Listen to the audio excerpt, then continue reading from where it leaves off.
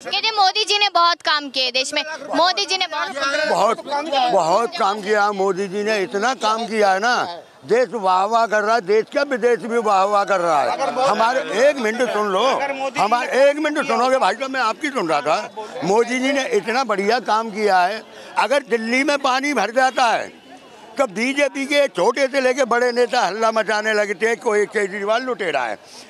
आपके गुजरात को ये मॉडल बताते हैं, विश्व में इसका व्याख्यान करते हैं, गुजरात मॉडल। पानी में बह गया गुजरात, कहाँ गया वो गुजरात मॉडल? इतने काम हुए ना, सिर्फ कागजों पे काम हुए। सर सुनना, वैसे मैं देखो धर्म को नहीं लाता, राम मंदिर बनवाया इन्होंने, बहुत हल्ला मचा, राम मंदिर की छत तो टूट गई।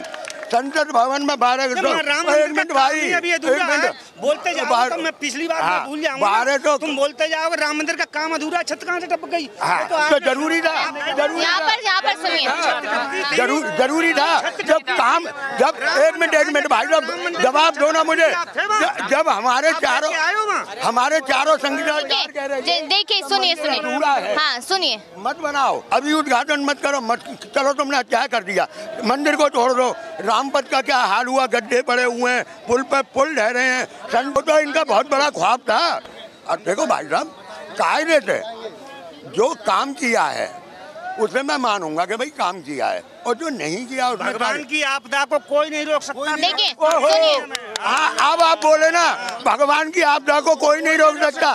कांग्रेस के राज्य में पेट्रोल महंगा हो गया तो ये रोए, और इनके राज्य में क्या कहते हैं, बाहर से अंतर्राष्ट्रीय। तो पहले क्या कांग्रेस के पास पेट्रोल पंप में पेट्रोल पंप लगे हुए थे? अरे भाई साहब कायदे की बात करो। अभी देखो मैडम, ये आप ना कहते हैं ना, मैं इनकी बात से सहमत हूँ।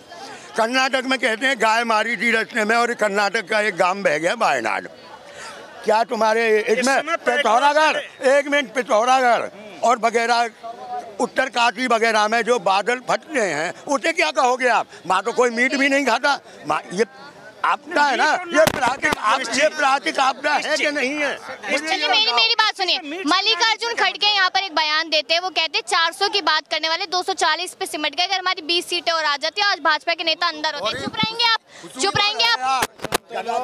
मतलब आपके कहने का मतलब है वो 220 पे सिमट गए, और 220 और आती तो आज भाजपा के तमाम नेता जेल के अंदर होते।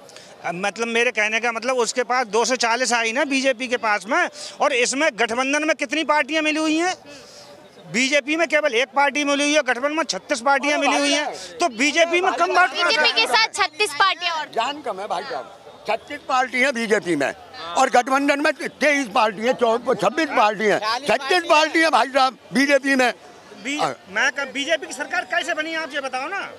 गठबंधन है ना, गठबंधन है ना, वो क्यों नहीं बना पाए? वो गठबंधन है ना, आप इसे क्यों नहीं मानते? ये क्यों नहीं मानते आप? यूँ कहते हैं अकेले, जिसकी सरकार है उसका बहुमत है।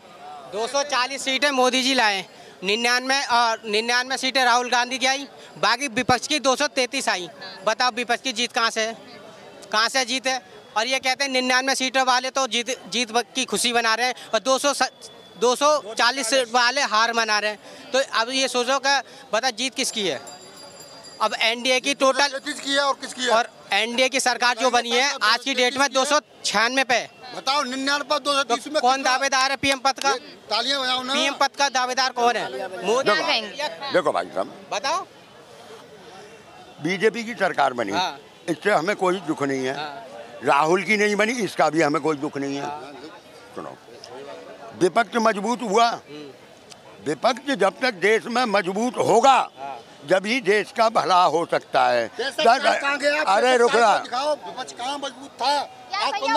तू चिल्ला रहे ना, जा तू बोल ले। आज मोदी जी इतने मजबूर हो चुके हैं ना कि कोई भी बिल पास नहीं करवा सकते। अगर ये इतने ही मजबूत होते तो ये 4 बिल इनके वापस नहीं होते। ये है कि विपक्ष मजबूत हुआ, देश के लिए ये तरक्की की बात है, देश के भले के लिए बात है। क्योंकि अब मोदी या बीजेपी, मैं ये नहीं कहता मोदी, बीजेपी जो सरकार है अब अपनी मन मर्जी से बिल पास नहीं करा पाएगी। देखो एक मिनट, ये लाए कानून, वो लाए कृषि कानून ला रहे थे, क्या हुआ मैडम? वापिस लेना पड़ा ना 1 साल बाद। जब वापिस ही लेना था आपको तो 700 किसान क्यों शहीद करवा दिया आपने? जब वापिस ही लेना था तो उसे वापिस ले लेते उसी टाइम। तो वो लोग तो किसान ही नहीं मानते उन्हें। अब बीजेपी तो, जो बीजेपी को मानेगा वो आदमी है, वो हिंदुस्तानी है, जो बीजेपी को नहीं मानता वो पाकिस्तानी है और जानवर है। ये है ना, इन्होंने देश को दो जगह बांट दिया। एक हिंदू हो गए हैं बीजेपी के, जो जय श्री राम करते हैं, रोड पे खड़े होकर चिल्लाते हैं जय श्री राम, और एक हिंदू वो हैं जो देश को मानते हैं। उनके लिए कोई पार्टी नहीं है, उनके लिए देश हित है। जो देश के हित की बात करते हैं, गलत बात को गलत कहते हैं।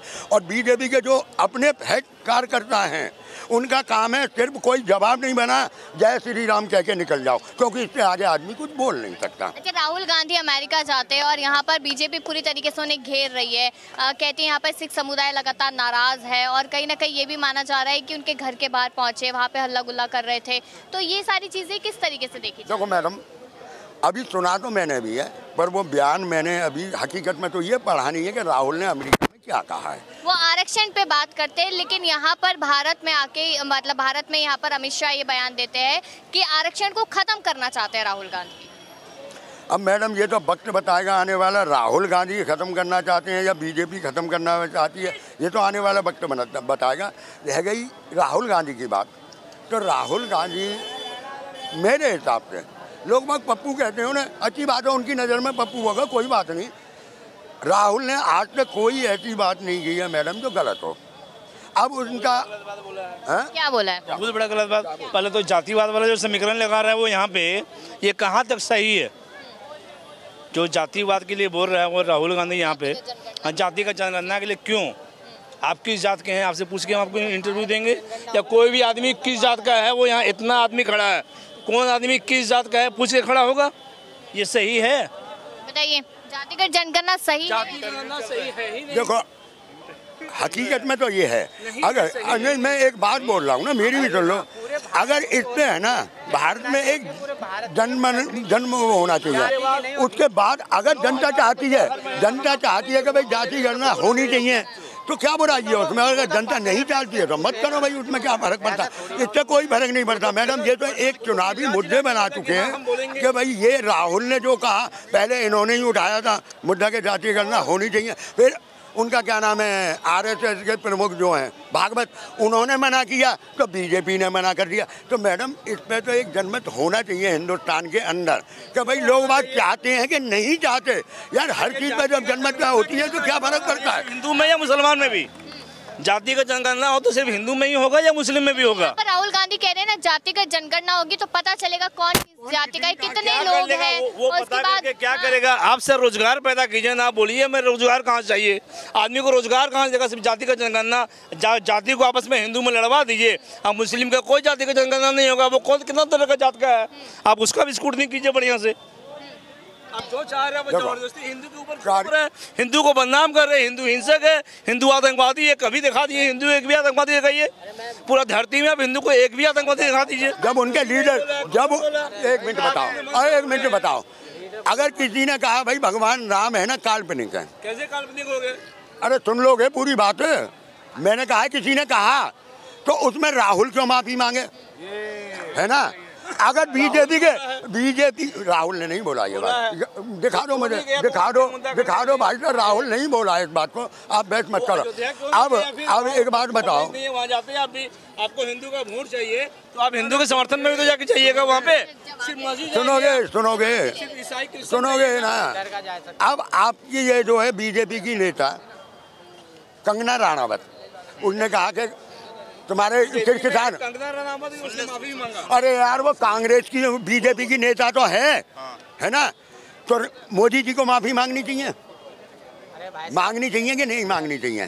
क्योंकि उनके आदमियों ने कहा, उनकी पार्टी ने कहा है, थोड़ी ढील दी तब जाकर वो ट्रैक्टर लेकर तोड़ के आए। अगर एक्शन लेता है तो कहता ये तानाशाही है, ये किसानों के खिलाफ है, रोकते एक्शन लेता है तो कहता तानाशाही है, ये किसानों को खिलाफ है, ये हिसाब था। चलिए यहाँ पर हम लोगों ने अपनी राय दी।